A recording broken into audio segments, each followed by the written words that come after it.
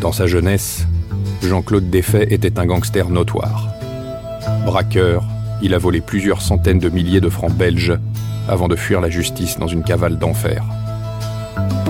Aujourd'hui repenti, cet ancien criminel raconte son parcours inouï et nous plonge dans le monde des gangsters d'autrefois. Vous écoutez Devoir d'enquête, tiré à vue, les confessions d'un gangster, première partie. Sa vie de voyou commence dans les années 60. Il admire les gangsters. Ses personnages incarnent sa soif de liberté, de sensations fortes et d'argent facile. Rencontrer cet homme, c'est aussi découvrir une personnalité ambiguë, le côté sombre du hors-la-loi. La clandestinité, la prison, la violence, la souffrance de ses victimes et de ses proches. Aujourd'hui, Jean-Claude Desfaix a 72 ans, un âge exceptionnel. Dans le milieu des braqueurs, on meurt jeune et souvent dans le sang.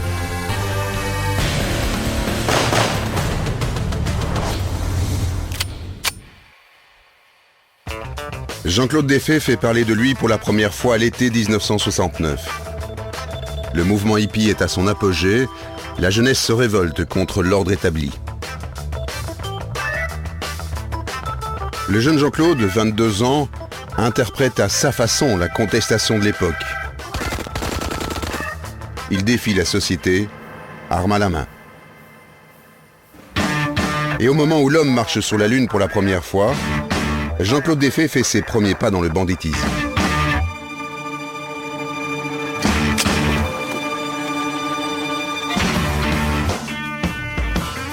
Sa cible se situe à Couillé, près de Charleroi.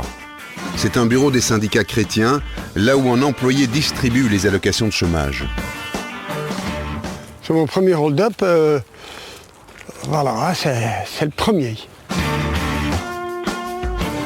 Je me dirige vers la porte, la petite porte dans le coin là-bas, où je sais où la personne est là, avec l'argent. Il y a combien? À peu près une cinquantaine de mille francs à ce moment-là, je ne sais pas. J'ai vu ça après dans les journaux.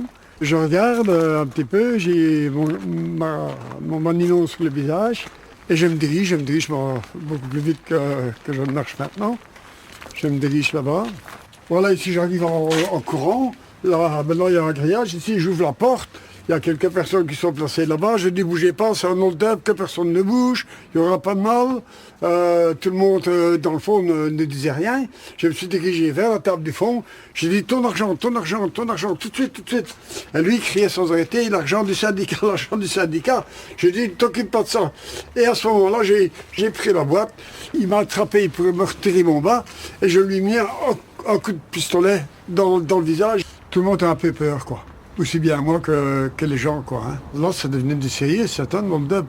C'est plus le même, mais en plus, c'est un hold-up qui est devenu avec violence. Mais ça fait une drôle de sensation, surtout que je dis jamais volé personne. De là, il y a une personne qui a essayé de me retenir, j'ai repoussé et j'ai couru vers le parc. J'ai le coffre d'un côté, j'ai mon revolver dans cette main-là, je retire vite mon vanillon, que je jette et mon revolver, je le jette là sur le côté. De là, je me dirige vers la chaussée, où ma voiture m'attend, ma Mustang, avec Monique qui est à l'intérieur, et on démarre. Monique, c'est la petite amie du braqueur, une étudiante de 18 ans. Ils ont 50 000 francs en poche, 3 mois de salaire de l'époque. Le couple prend le train. Leur projet est simple, faire la fête. Direction un camping à Blankenberg, sur la côte belge.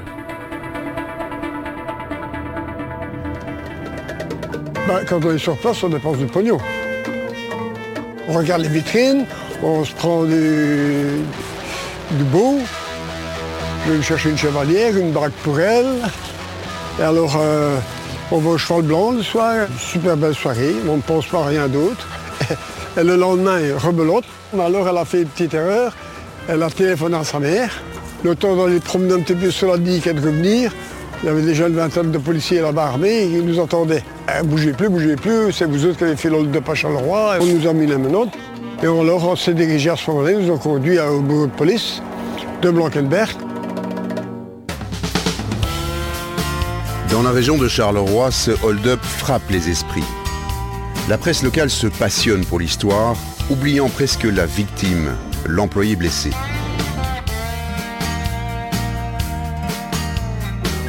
Le jeune braqueur est condamné à 3 ans de prison. C'est son premier séjour derrière les barreaux. Qui est Jean-Claude Desfaits? Est-il né voyou ou l'est-il devenu?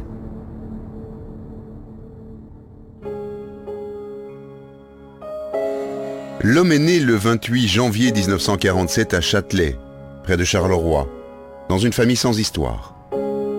Rien ne prédestinait le petit Jean-Claude à devenir un truand.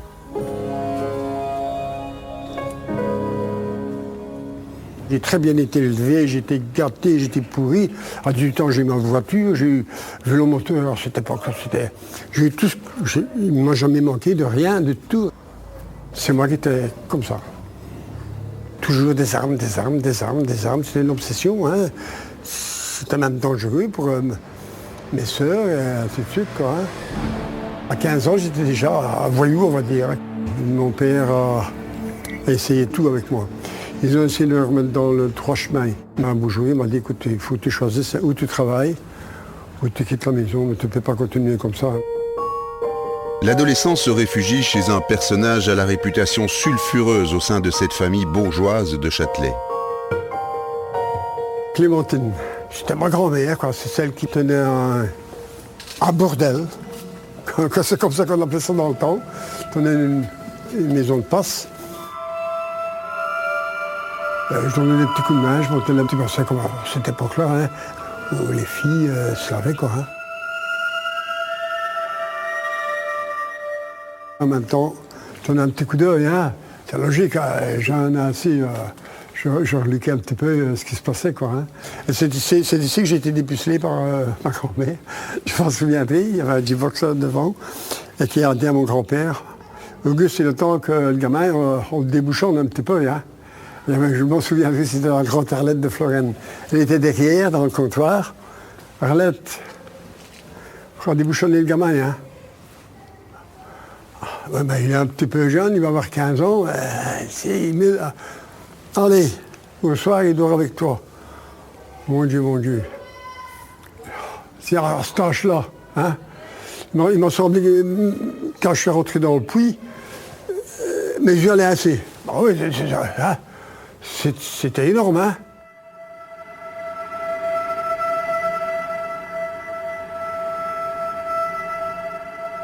Dans le fond, elle ne m'a pas fait devenir voyou. Mais je suis tombé dans un petit monde de voyous, dans le fond. Chez sa grand-mère, le jeune homme fréquente les caïds du quartier. Dans les ruelles de Châtelet, il ne sort jamais sans armes. Bagarres et petits larcins s'enchaînent, jusqu'à l'attaque du bureau de chômage de Couillet en 1969. Cette année-là, le braqueur découvre le prix à payer pour la vie d'un truand, la prison. L'avocat Étienne Gras a hérité de l'épais dossier des faits. Pénaliste reconnu, il connaît bien l'univers carcéral. La première incarcération est toujours la plus importante. Ou bien c'est celle qui va faire que vous allez rencontrer des gens, que vous allez apprendre des choses, que vous allez peut-être même trouver des repères, parce que la prison est une société, et que à ce moment-là, vous baignez dedans et c'est la plus belle école du crime. Ou bien la prison, vous y entrez, et c'est fini, c'est le déclic, plus jamais vous ne voudrez rentrer là, et là on ne vous reverra plus jamais. Jean-Claude Desfaits, c'est évidemment la première formule. Pendant 3 ans, Jean-Claude Desfaits est transféré plusieurs fois. Il termine sa peine à Verviers, la prison des caïds.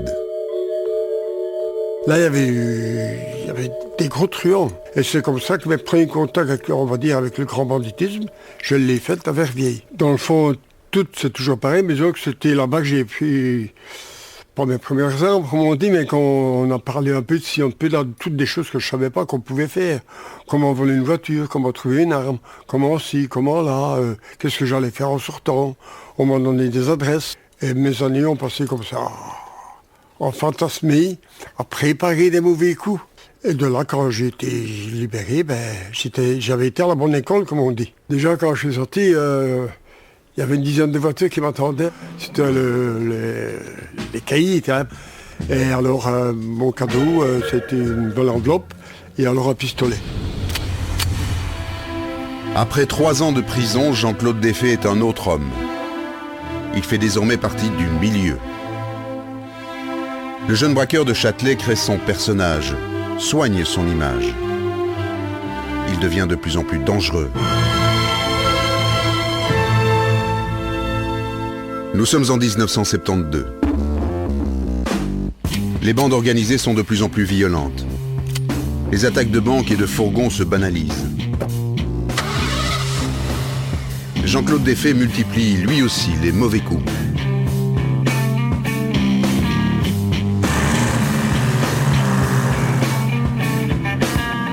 Le journaliste Patrice Antons a couvert l'actualité judiciaire pendant près de 20 ans. Il a souvent croisé la route de Jean-Claude Desfaix.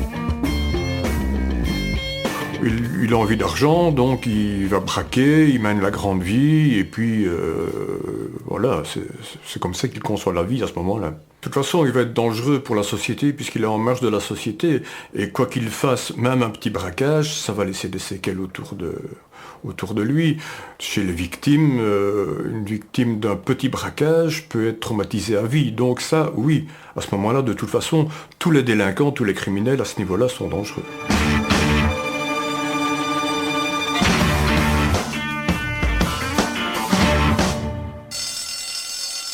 Quand je monte sur un braquage, j'y allais en costard ou j'allais en costume, je prends une paire de manilons quelque part, j'arrêtais devant une poste ou une banque ou une petite banque, et je braquais quoi, hein, mais toujours gentil.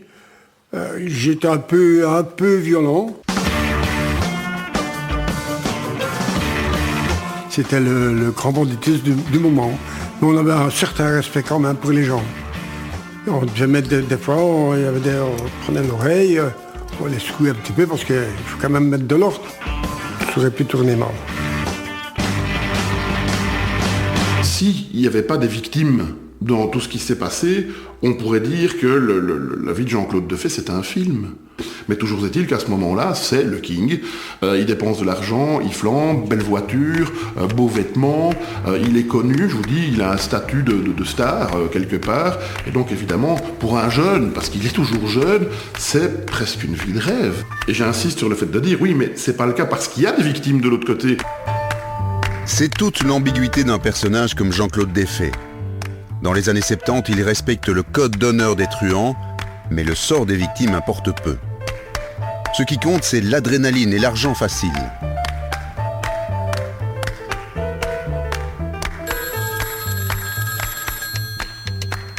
En décembre 1972, le jeune braqueur monte un nouveau coup. Avec quelques complices, il trouve le moyen de vider les coffres d'une banque sans trop de risques. Le plan pourrait rapporter plusieurs millions de francs belges.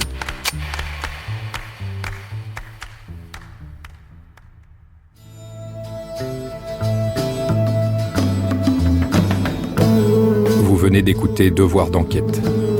Si vous avez aimé ce podcast, vous pouvez vous abonner sur votre plateforme de podcast préférée et suivre Initial Studio sur les réseaux sociaux.